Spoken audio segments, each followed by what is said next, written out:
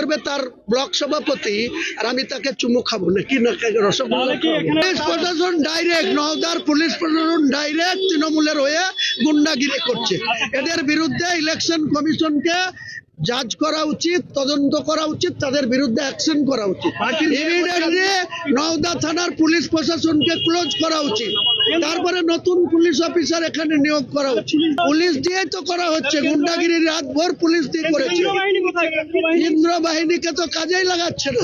আমার হাতে কে ক্রিমিনাল আছে দেখুক না, তারা ক্রিমিনালগিরি করছে। কৈফিয়ত কতক্ষণ তারা চালাবে, এটা তাদের ব্যর্থতা। ক্যান্ডিডেটকে রিলিজ ঘুরতে দিতে হবে।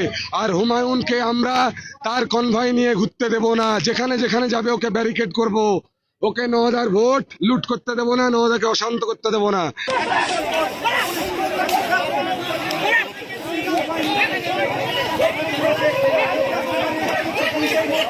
পরিস্থিতি একেবারে হাতে নিয়ন্ত্রণ।